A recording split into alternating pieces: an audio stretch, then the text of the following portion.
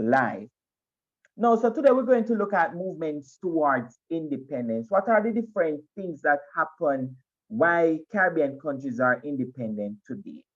And before we go into the different things, I want to look at two things that happened immediately after slavery. After slavery ended in the British Caribbean, we have two phenomena taking place. The privileges being formed and peasantry. What do I mean by privileges? Privileges, these are settlement as a group that presented rightly state that privileges, these were settlement by the ex-enslaved people, right? So they would have established settlements where they lived. The group mentioned in their presentation that some of the settlements emerged illegally, some were legal settlements. What do we mean by illegal settlements? Meaning they squat on land and these settlements develop. Uh, so that is what we mean by privileges. The first privilege in Jamaica is uh, that place, Sligoville in St. Catherine. That was the first privilege. And another one that the group would have mentioned that did this presentation was Search Town. Uh, so that is privilege. Another phenomena that happened was the rise of peasantry. And peasantry, these are the band of ex-enslaved who cooperated in various ways to achieve independence from the plantation. So what are peasants? These are persons who either they have their small farms, they rear animals, they did other form of commerce or trade, right? So this is what we mean by peasants. And anyone who is involved in that mode of production, where they have a small farm at your backyard and you use whatever you grow in your backyard and bring it to the market to sell, or if you have some thatch palm in your yard and you use the thatch palm to make broom and you go and sell the broom, whether you go and there's a fish, well, there's a pond or a river close by and you go and you catch the fish and you go and sell the fish in the market or you walk around in the community and sell the fish, or whatever form of activity that you use, trading that takes place, that is what we call peasantry. And the persons who were involved in the trading were called peasants. Now, what led to the promotion of peasantry and privileges in Jamaica and the wider Caribbean? One is that peasantry is that people desire the persons who were no longer enslaved, because remember, privileges were formed after slavery ended and peasantry were formed after slavery ended. So once slavery ended, some people just decide that, listen, I'm not working on this plantation anymore, I'm leaving the plantation, and so anywhere the Lord lead me, that's where I'm going, right? And so people just leave the plantation. Some historians argue that it was not a mass exodus of people leaving the plantation, but we know for sure that people left the plantation. And another one was the demand for new crops. So there was a lot of demand going on in the Caribbean for new crops, for things like ginger, arrowroot, things outside of the norm that they used to produce, like sugar cane and cocoa and coffee. People wanted new crops. Another reason why peasantry emerged and privileges emerged was because of the disintegration of the plantation. After slavery ended, or even before slavery ended, some plantation had financial problem, and so they had to sell the plantations. And once the plantations were sold, the enslaved people they must leave the plantation, because if they sell the plantation to somebody else, you have somebody. If they sell a plantation to or you sold the plantation to someone else who the new owner don't want anybody on the plantation. So the enslaved people were evicted. You have to leave immediately. The next reason for the formation of peasantry and free villages is legislative restrictions in acquiring land. Uh, the government at the time, they passed laws like the Squatting Act that prevented people from squatting.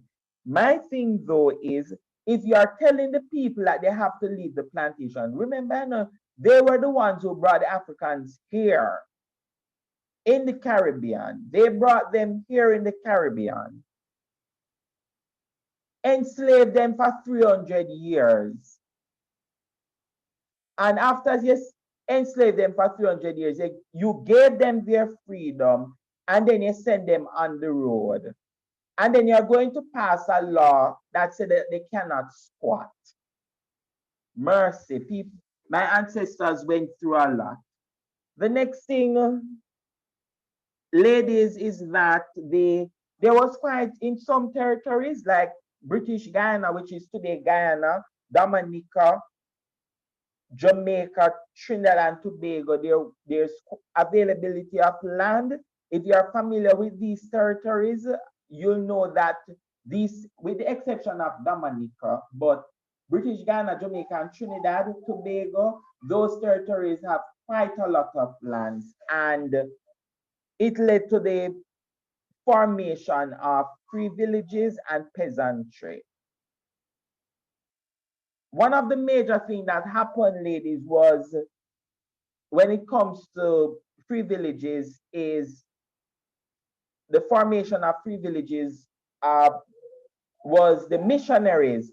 Churches actually borrowed money from their parent societies. So for example, if you're a Baptist, you would borrow money from your head church, which is in England at the time, and to buy land for your members of your church.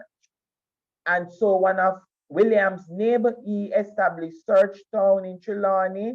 He bought the land for £10,000 and he divided it into small plots for 200 families on 20 acres, right? So, and another person was James Philip. Anybody know Philippa Baptist Church in Spanish Town? Anybody is familiar with town? Anyone who is a Baptist here?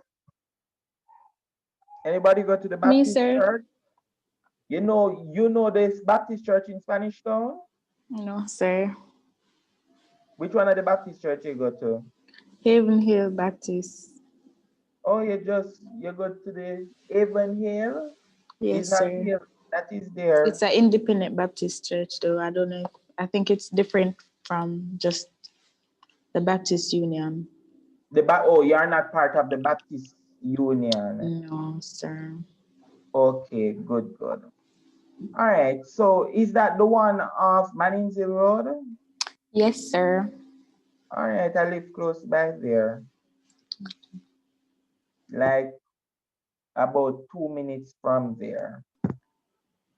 Recently moved to this area. Oh, okay, sir. The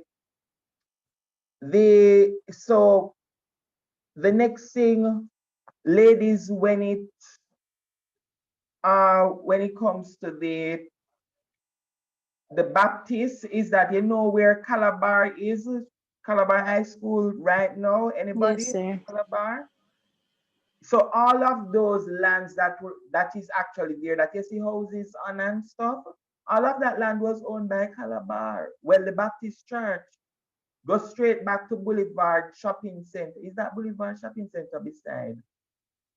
Boulevard Super Center, one of them. All of that area was originally owned by the Baptists. So the Baptists owned quite a lot of land in Jamaica. And so they would have purchased the land and they would have helped the families of the enslaved people to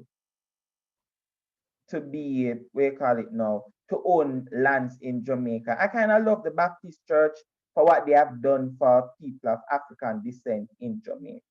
They have done an excellent job. The Baptists, may the Lord bless that movement. Next,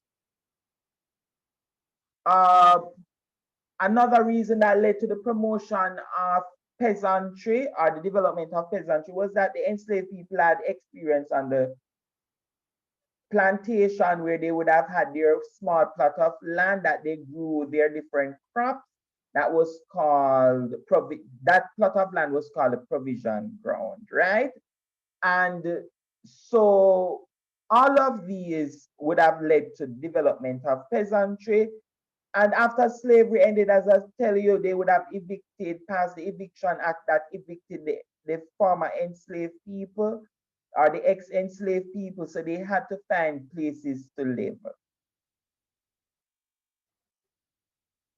In fact, the planters did not like peasants, and because the peasants started to own land and they were becoming very independent, you know, when Black people independent or they bossy, yes, even if they are very, very poor, Jamaica is one of the places that have come to realize that the poorest people are the bossiest people in the land.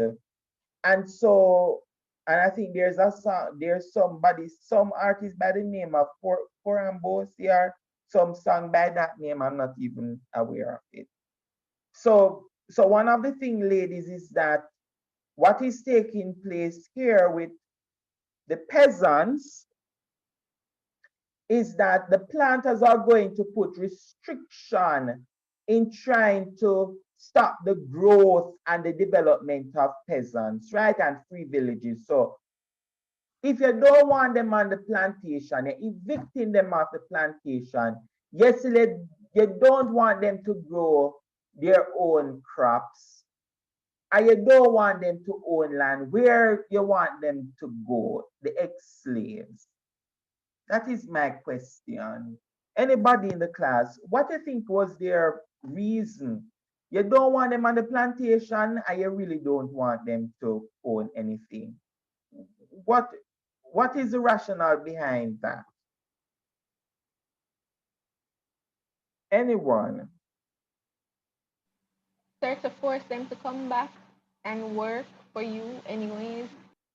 That is one of the reasons, yes, to force them to come and to work on the plantation. So one, they increase the tax for land, they also increase the price for land. So those persons who would have bought their land, they increase the price, the taxes on land. So it was so unbearable for them to pay the taxes so the government can come and take over back the land. They also increase the prices of land. So for example, let us look at Jamaica. The land prices in Jamaica per acre increased from £4 to £20. In Guyana, per one acre of land was for £1, and they increased that to £50. Barbados, the price of land was £60, and they increased it for per acre to £200. So clearly, what we're seeing is that they are trying to fight against them with owning land and also with establishing settlements with the aim of forcing them to return to the plantation. Now, the peasants engage in several different activities. Some went into fishing, farming, forestry, trading, some were shopkeepers, craft making, animal rearing, all of these different stuff they were involved in. Those were some of the activities of the peasants. And the peasants, they have contributed significantly to the Caribbean, right? And I'm going to use the group that presented on the peasantry gave us some very good examples of their contribution. So please listen to the presentation on that. And I encourage the group that did free villages and peasantry to send out the we call it now, the recording. Email it to your class members, the video, so they can have access to it. Uh, One of the first thing that they did was that peasantry developed a lot of markets or strengthen the internal marketing system. So a lot of markets that you see around Jamaica today were actually developed by the peasants. They were the ones who started the market, some markets, not every market, because some markets were established during slavery. Sorry. But so they started markets where they went and they sold their ground provision, any little goods you have. Even if you're in the back of your yard, you grow some tomato, you put it in a little basket and you carry it to a particular location and you sell it. After a time, you start to sell your tomato at this location. Everybody see you selling, and somebody else bring the broom right next to you. Somebody bring the pepper right next to you, and so markets start to develop in Jamaica, and not only Jamaica but the entire Caribbean. Now, another thing when it comes to peasants is that peasants are not growing goods only for Jamaica, or they are not growing goods only for Barbados, their country that the peasants lived in. They are growing goods to export in the Caribbean, all over the Caribbean, and they are also growing goods to export to places like England and the United States, Canada. And so the peasants, one of the contribution of the peasants is that they would have contributed significantly to export in the Caribbean. So by the 1850s, the peasants would have contributed 11% to export. So export are goods that you sell to other countries. And by 1890, that increased to 23%. So they did quite a lot when it comes to export. Another thing, ladies, when it comes to the peasants, were that they contributed to the development of a modern society. So wherever you have schools being built, well, wherever you have free villages, you're going to have paved roads, you're going to pave the roads. So you modernize the society, modernize the community, make the community look good. They are going to build schools, they are going to have a little health center. They are going to have their little housing, and the church is going to be there. And you know, when people giving their donation to churches to build, people give more money to church than they give to their family members. So they will take all the money and give to the church, and your family member, which is somewhere else, dying of hunger, right? That is just how human being is. A pastor told me once that when he prefers to pastor for in the rural areas, because when he pastor churches in the rural areas, he gets the best of everything. So once he's going back to Kingston, they would send to him, they would give to him the best bunch of banana, the best fruit, everything. And he would have so much fruits and vegetables that he basically cannot eat off all of it. He don't have to spend money for for fruits and vegetables once he passed in the rural area. So in the same way, the peasants, they are going to contribute to building schools, churches, pave the roads, building their homes, and so they are modernizing the society. And next thing, ladies, that the peasants going to do is that they are going to form different societies like credit unions. They were the ones who came up with the different credit unions. And one of the reasons for that was that the banks, yes, Barclays Bank, which is now NCB, Scotia Bank, and all of these different banks, said black people could not bank their money there. They refused to allow blacks, yes, the peasants, to bank their money or to get loans from the banks. Even today, majority of poor people cannot get loans from banks. Banks are very oppressive and classist.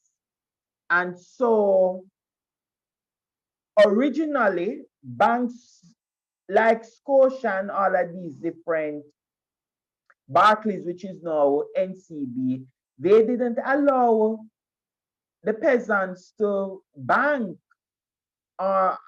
with them. They were not allowed to bank with them. It was only for the whites in the society. And so they are going to form their credit unions where they put their money together into a major fund and they run their different societies. And so there are several different societies that were formed that help the peasants when it comes to money. Another contributions of the peasants is that before the Morant Bay Rebellion, the peasants in Jamaica were putting forward black candidates because they were not able to own lands, right? And the free villages allow them to own land. So they are now putting forward black candidates to run for election, and they are now being elected to office.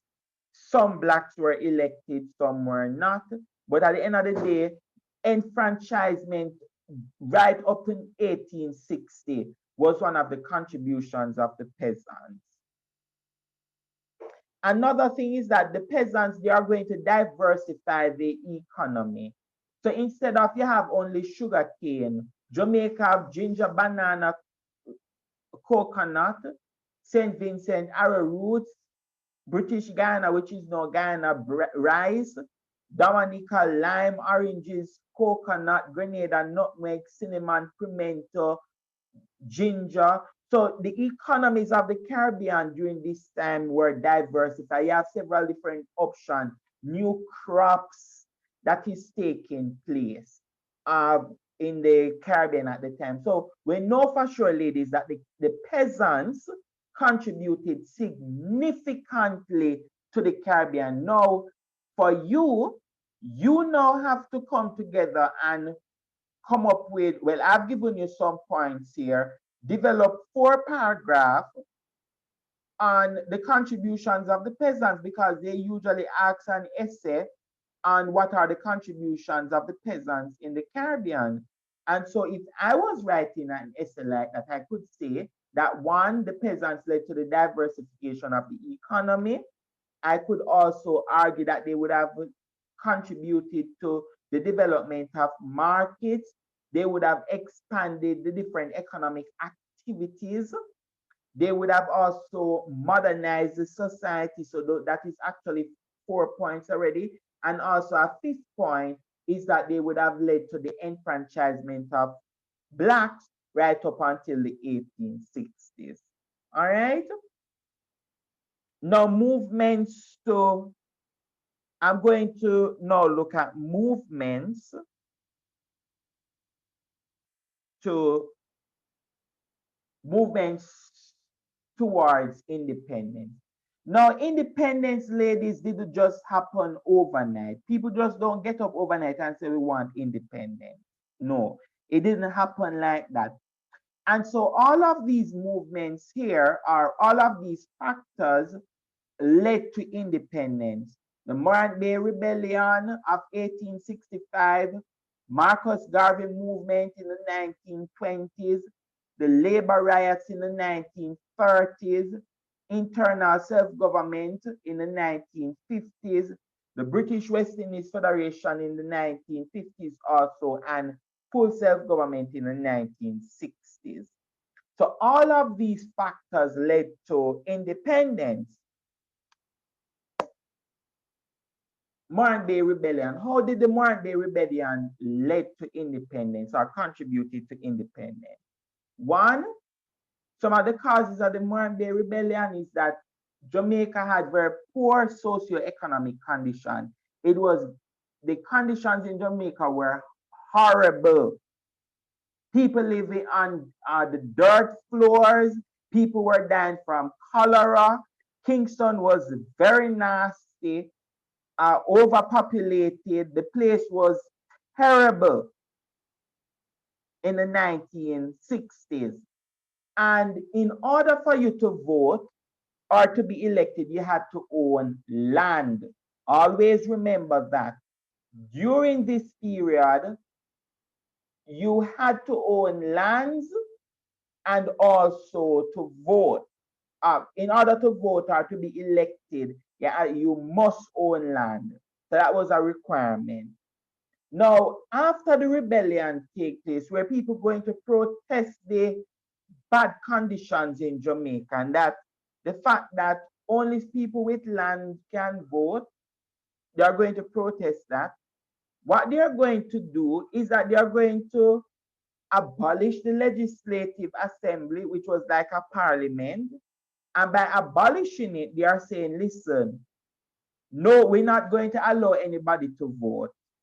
Britain said, listen, I'm coming into Jamaica and I'm establishing crown colony government. I'm going to run Jamaica directly from Britain. So what they did was that they continued to appoint a governor, and the governor decide who he wants to help him to govern the colony.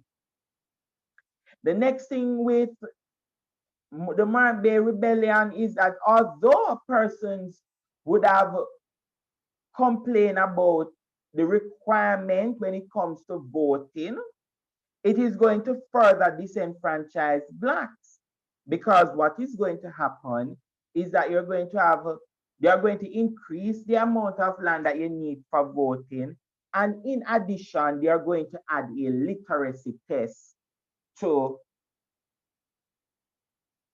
voting. Why do you believe that they're adding a literacy test to voting as a requirement to vote? Why a literacy test? Sir, because they knew that the slaves couldn't read.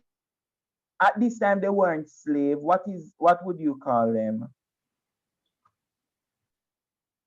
The free villagers. Privilegers are the peasants. They were the peasants. Uh, why you believe? So you know that most of them couldn't read, but why you believe that they put on the literacy? But why? Why the literacy? Then they could not read, but something else.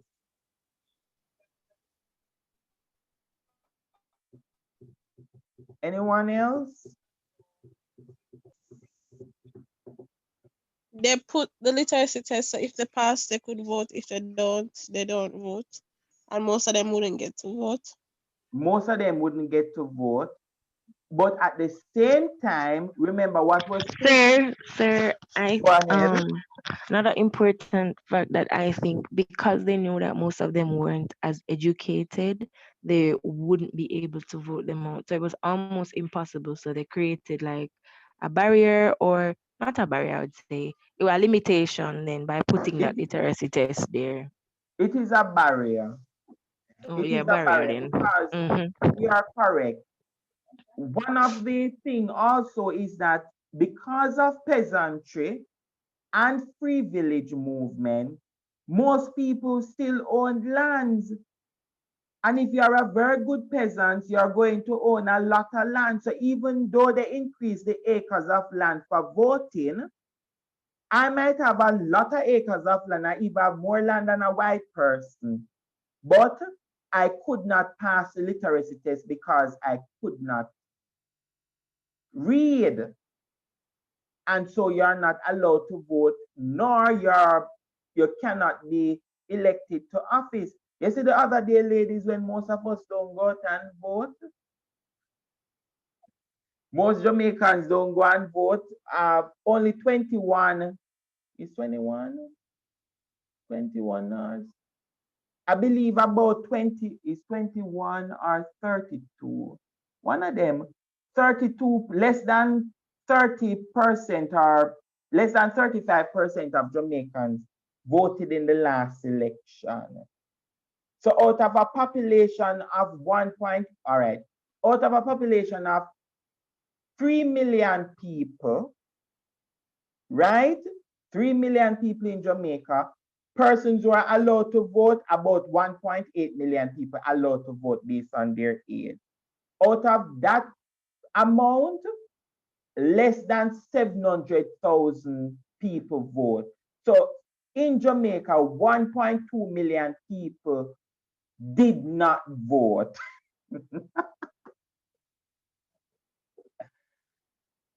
And this was a problem. Now they have the opportunity. We have the opportunity now to vote, and we don't want to vote.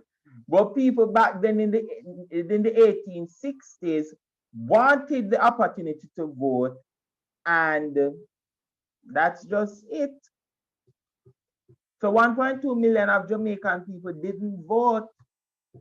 If I'm a government, whether I'm the opposition or I'm in government right now as the prime minister, I would be very concerned. Very, very concerned that I am a minority government because most people in the country just never vote. And that's very bad for democracy. Next, ladies. So after the Mark Day Rebellion, we know for sure that they disenfranchised blacks. Disenfranchisement meaning that they took away their voting rights. Blacks now going to agitate for voting rights. So if you are going to discuss Mark Day Rebellion as one of the factors that led to independence, you need to argue that because of the disenfranchisement of blacks, blacks are now going to advocate or agitate for voting rights. And this agitation would have happened from 1865 right up until the 1940s. Next, ladies, Marcus Garvey. Marcus Garvey and his movements played a very important role in us getting our independence as Caribbean people, because Marcus Garvey said, where is the black man's government? The governor of Jamaica was a white man. The governor of Trinidad was a white man. The governor of, Barbados was a white man. The governor of Grenada was a white man. The governor of St. Vincent was a white man. Everywhere you go in the Caribbean is a white man government. Those who are making the laws, white people. So Marcus Garvey asked the question, where is the black man's government? Where is his king and his kingdom? Where is his president and his ambassador, his country, his men of big affairs? I could not find them, he said. And then he declared, I will help to make them. Marcus Garvey, right? And so Marcus Garvey started to advocate for voting rights for black people. He established his news magazine, which was the Negro World. He established organizations all over North America, Africa, and the Caribbean that is called the United Negro Improvement Association, the UNIA, and he also established the first political party in Jamaica. And so from Marcus Garvey, he instilled in a lot of blacks that, listen, you need to find your government. Even if you're not going back to Africa, which is our desire to go back to Africa, he's saying, listen, even if you remain here in Jamaica, Barbados, Trinidad, Guyana, ensure that whoever is ruling you is a black man. You need to have those voting rights. And so Marcus Garvey contributed significantly to the independence movement. So one, the Mark Day Rebellion. Two, the Marcus Garvey movement contributed to independence in the Caribbean. Another was the 1930s, right? So although they would have ignored the whites, they would have ignored the calls by people around the period of the Mark Day, after the Mark Day Rebellion for voting rights. They also ignore Marcus Garvey to some extent, In the 1930s, another riot broke out in the Caribbean. Same problem. Poor socio-working condition. The Caribbean was terrible. You see how when you hear people in Jamaica talking about they want to return to Britain, they have no idea. 1 second, ladies.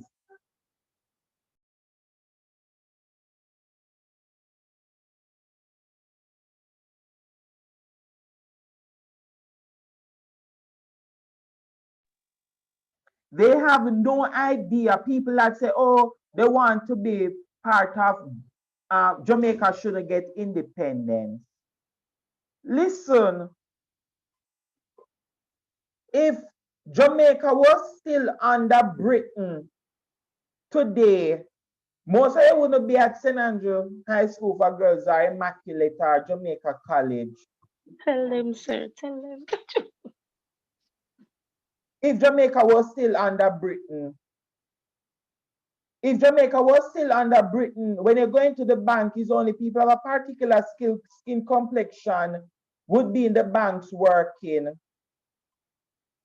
If Jamaica was still under Britain, maybe today in Jamaica, you would have the movement here, Black Lives Matter, where people marching for equality with whites. If Jamaica was still under Britain, the British completely neglected the Caribbean. That's why the people had advocate for independence, that they need to govern themselves. Because the Britain completely ignored the country or the countries of the Caribbean. And so riots happened in the Caribbean where people said, well, the 1930s riots is like what they're having in the US now, the Black Lives Matter movement. But it was more pronounced because in the 1930s, ladies, in the US, sorry, in the Caribbean, is not only one place in the Caribbean a riot.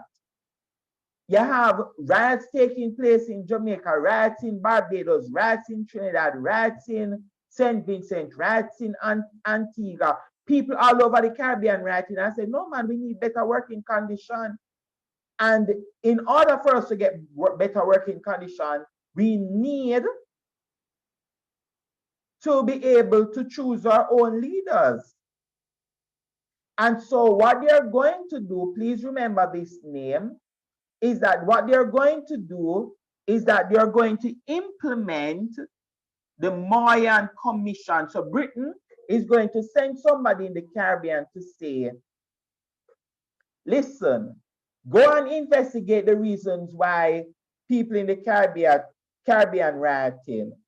And so when Lloyd Moyan came to do his investigation, he's going to say, listen, one way to solve the poor working conditions in Jamaica and the Caribbean is to form trade unions. Another way to help them with the problem, let them manage their own affairs. Internal self-government, give them voting rights, adult suffrage, 1930s.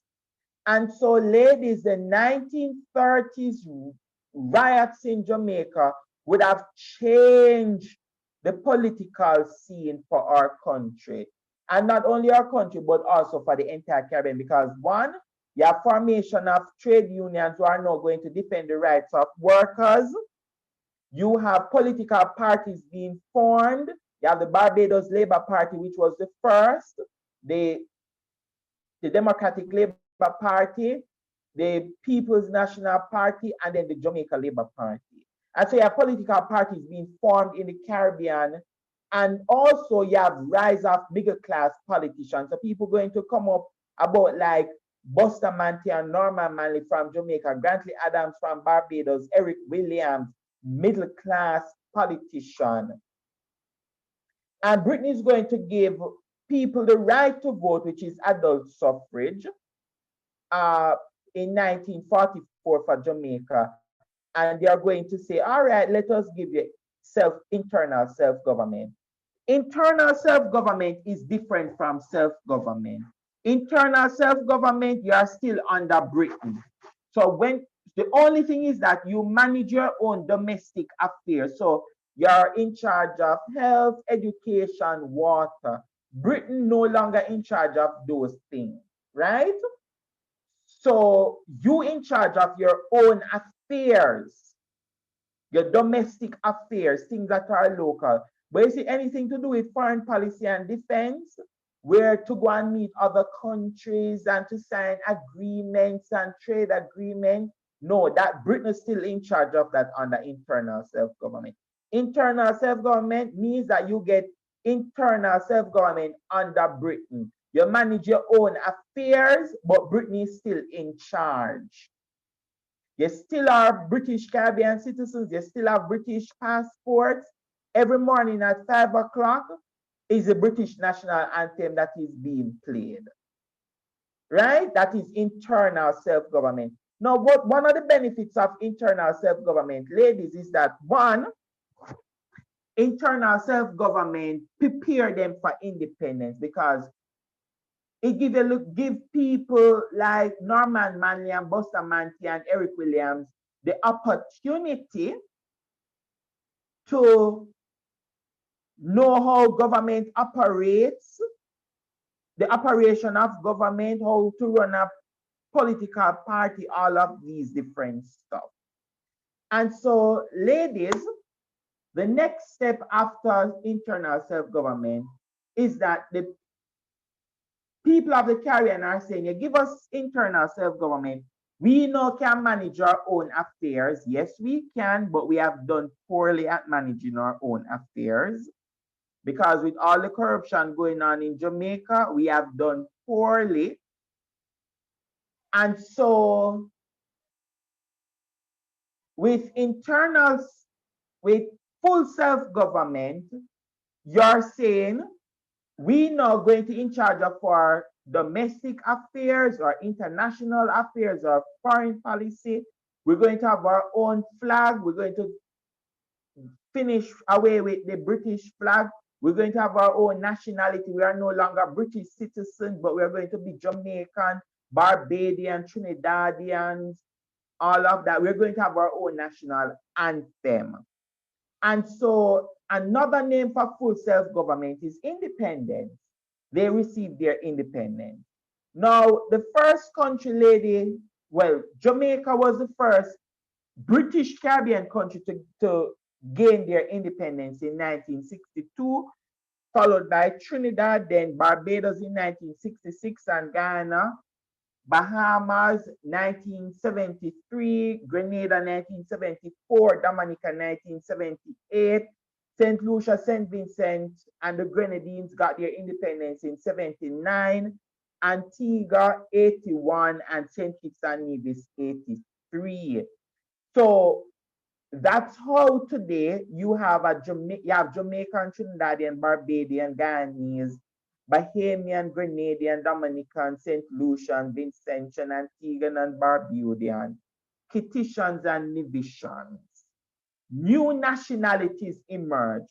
Before all of these countries gained their independence, they were all British Caribbean citizens. They had the same passport. They flew the British flag, and for their national anthem, they sang God Save Our Queen. Right? Right now, because of independence, Jamaicans singing Eternal Father Bless Our Land, Trinidad and Tobago singing Side by Side, We Stand Island of the Blue Caribbean Sea, Barbados in plenty and in times of need when this fair land was young, our brave forefathers sowed the seed from which our pride was sung, and Grenada, hail Grenada, land of ours. And so we have all these different countries coming up with their own national anthem, making their own laws. Britain is no longer in charge of them. They sign agreements with whoever they want. And so that is how we are now independent countries. We have our own passports. We select our prime minister, right? So, ladies, these are some of the factors that would have led to independence of in the Caribbean. Any questions or comments? No question, no comments? Now, ladies, on Thursday for your presentation, not presentation, but Thursday, when you're going to do the group work, that essay, I'm going to post the recording online. Go back to the recording, put your stuff in points, read your textbook, and only one member of the group should submit the essay. Ensure that on the person who is submitting the essay for the group, you're going to put all the group members' name. All right, ladies? And please remember to follow the guideline on how to write essays for Caribbean studies. Enjoy the rest of the day, ladies. You too, sir. Bye, sir. Bye-bye.